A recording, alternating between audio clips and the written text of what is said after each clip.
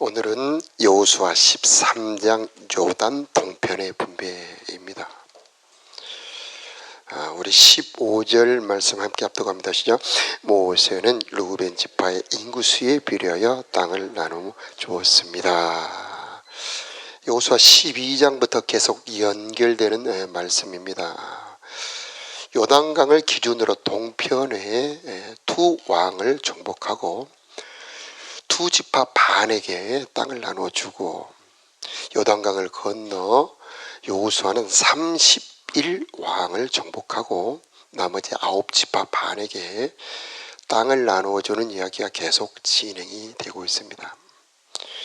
자, 땅이라고 하는 것은 우리들의 삶을 말합니다. 수많은 지명들이 나오죠. 그 지명들마다 하나님께서 여러분들에게 주시는 은혜의 목록들이 되기를 바랍니다. 하나님이 다스리는 삶, 하나님과 함께하는 삶, 바로 그 지명들마다 여러분들에게 은혜의 주제들이 되시기를 바랍니다. 그런데 거기에는 이미 왕들이 다스리고 있습니다. 그 왕들은 죄의 왕입니다. 하나님의 뜻을 거스리는 왕들입니다. 그런데 그 죄의 세력, 죄의 다스림, 죄의 왕들을 정복할 수 있게 해주시는 분이 하나님입니다. 그런데 그 정복하게 하는 사람이 두 사람이 나오죠. 모세와 여호수아. 이것은 예수님을 통해서 주시는 정복의 은혜를 표현하고 있는데, 기준이 요단강입니다. 요단강. 요단강은 성령 세례를 말합니다. 성령을 받고 난 이후에 정복할 수 있는 영역이 있고, 성령을 받지 못하면 정복하지 못하는, 다시 말하면 성령을 받아야만 정복하는 영역이 있고, 성령을 받지 않았지만 정복할 수 있는 영역이 있는데, 오늘은 아직 성령을 받지 않았지만 정복할 수 있는 영역을 보고 있습니다. 그래서 모세는 르우벤 지파, 그 다음에 그 위에 갓 지파, 그 위에 므낫세 지파, 이렇게 두 지파 반에게 정복하는 내용을 쭉 보여주고 있습니다. 자, 그 맨 첫 번째 르우벤 지파는 아모리 왕 시혼을 정복하고 나눠준 땅입니다. 그래서 21절 보면은 그 땅은 평지의 모든 마을과 아모리 왕 시혼이 다스리던 모든 지역을 포함하고 있습니다. 예수님이 성령을 내려주시기 전에 정복했던 것들을 보면 예수님 사역 첫째 질병부터 정복합니다. 그래서 눈먼 자, 그리고 다리 저는 자, 그 다음에 귀신 들린 자를 고쳐주기 시작합니다. 수많은 갈릴리와 데가볼리와 그리고 유대에 사는 수많은 사람들이 예수님에게 와서 고침을 받습니다. 그래서 첫 번째 정복 주제, 질병과 귀신의 세력, 바로 우리 예수님께서 우리들에게 주신 정복의 영역입니다.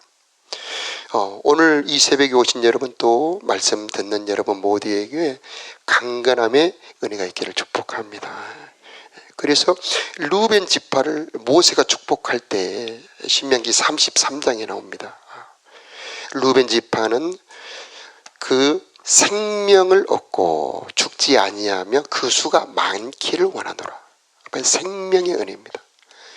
우리들에게 하나님이 주실 선물의 기업, 강건한 육체, 건강한 마음, 건강한 영혼입니다.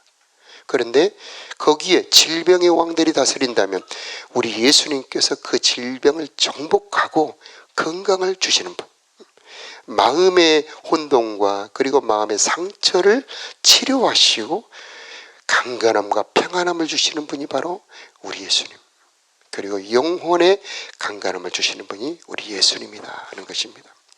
그래서 수많은 이 정복의 지역이 나오고, 그 다음에 정복했던 지도자들, 그래서 에이, 레겜, 술훌, 그리고 레바, 이런 것들은 우리 예수님께서 많은 질병들을 정복하셨어요. 오늘날에는 성경에 기록된 질병과는 조금 다른 질병들이 많지요. 요즘에는 육체적으로는 이 혈관질환이나 또 암이 많죠.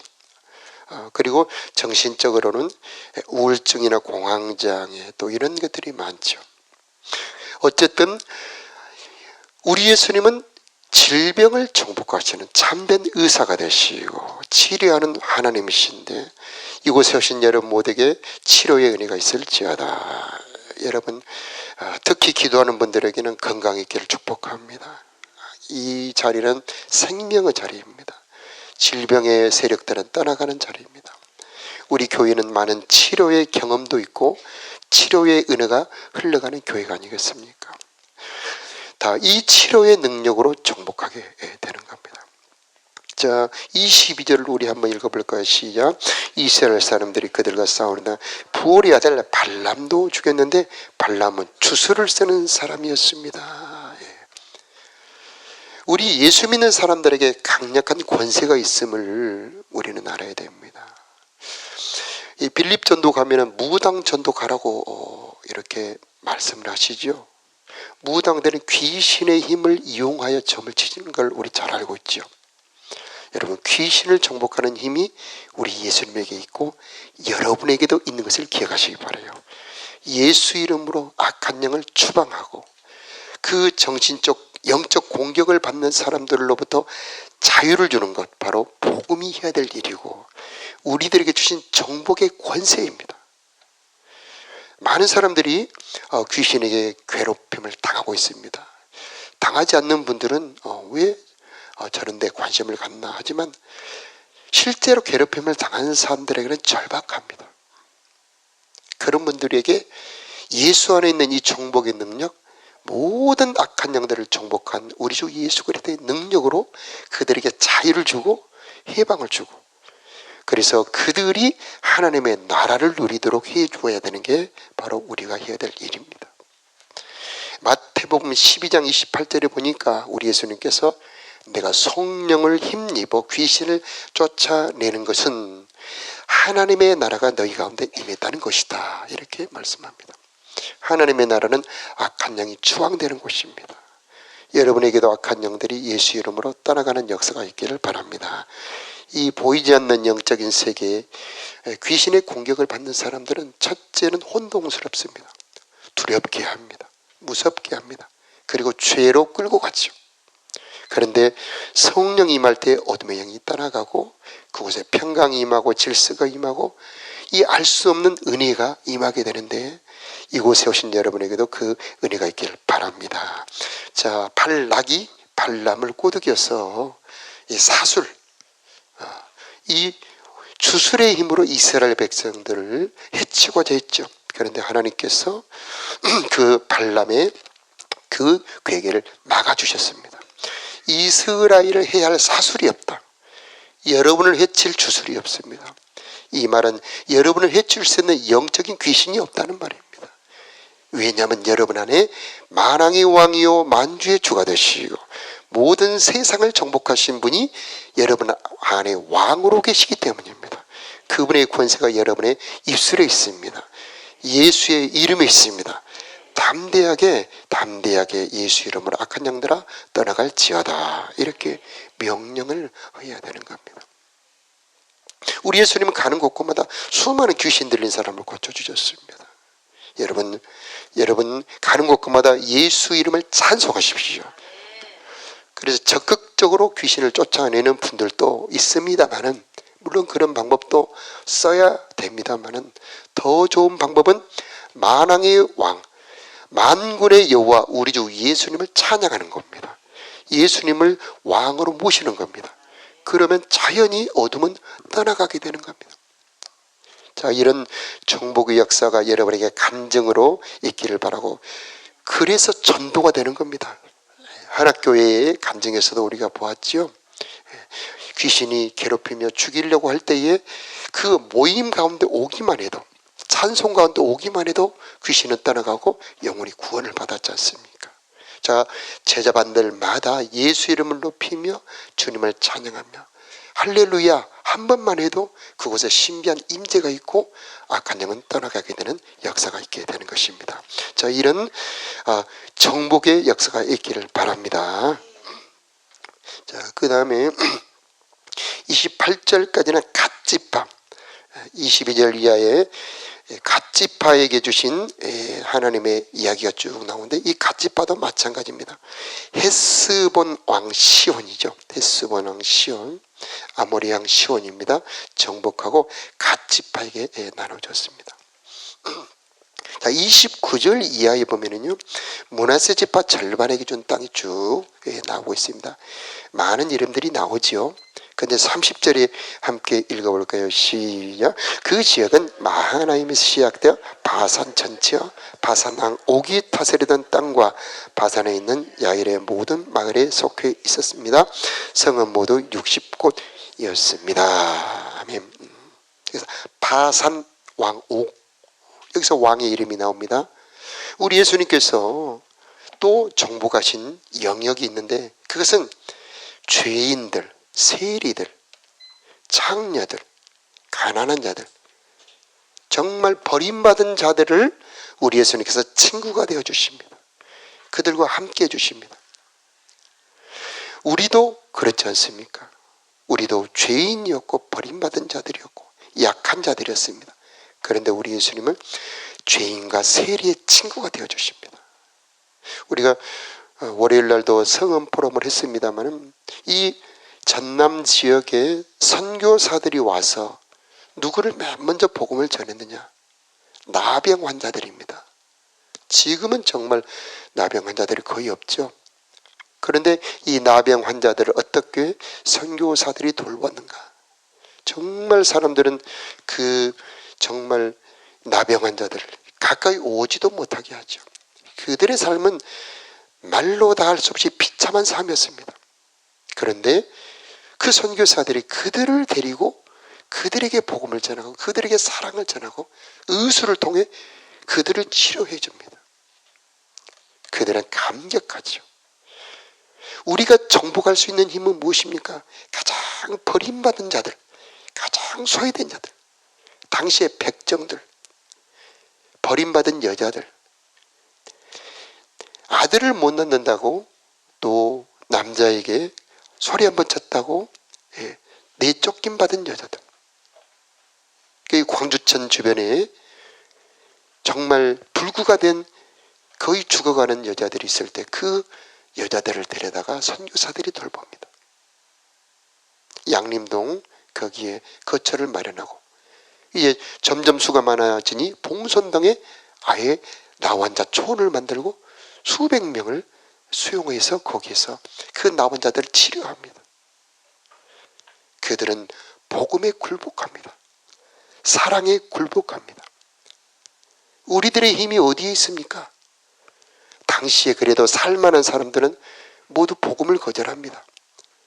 전라남도 지역에 그 당시에 조선 말에 목사는 나주에 있었습니다. 나주에는 양반들이 살지요. 나주는 복음을 거절합니다. 그런데 광주는 그런 권세에 있는 분들이 많이 없었습니다. 그래서 양림동산에 선교사들이 거기에 터를 잡고 수많은 가난한 자들, 소외된 자들, 여자들에게 복음을 전해서 그 복음이 널리 퍼져 여기까지 온 겁니다. 그들을 정복한 힘은 사랑이었습니다. 교회가 가지고 있는 힘이 무엇입니까? 소외된 자들, 가난한 자들, 정말 인정받지 못한 죄인들을 찾아가서 그들과 함께 해주는 사랑의 힘이 교회의 힘인 것입니다. 오늘날 세상이 무엇을 기대합니까? 무엇으로 우리가 세상을 정복합니까? 우리 교회가 갖춰야 될 무기가 무엇입니까? 사랑이 바로 우리가 가진 무기요. 주님께서 정복하라고 명령하신 지역이 무엇입니까? 가장 버림받은 지역, 가장 외로운 지역, 병든 지역, 바로 그곳이 우리가 정복해야 될 지역입니다.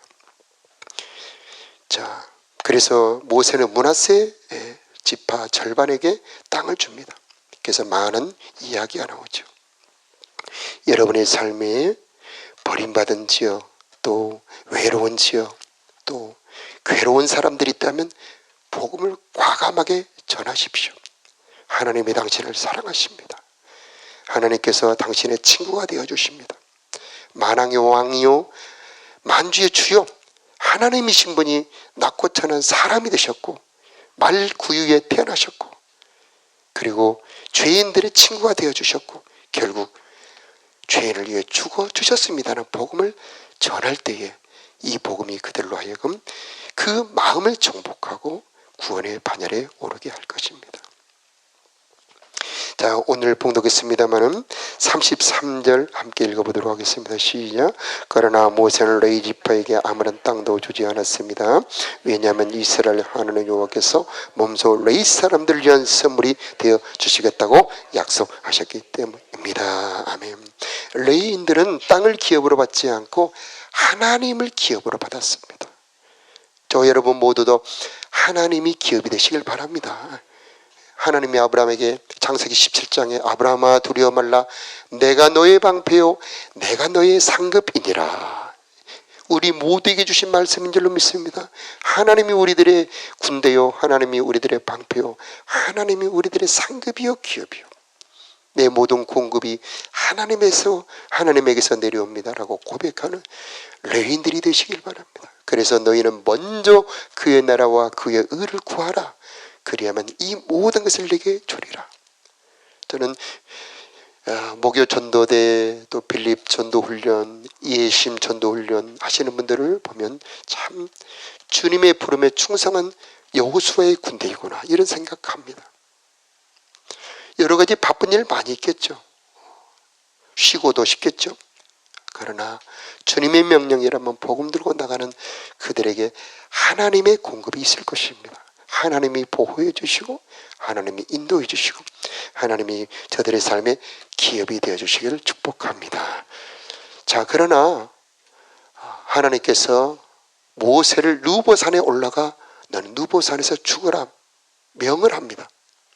모세는 기운이 청청합니다. 아직 눈에 시력이 쇠해지지 않았고 그 힘은 아직도 한참 남아 있었습니다. 그런데 왜 느보산에 올라가 모세가 죽어야 합니까?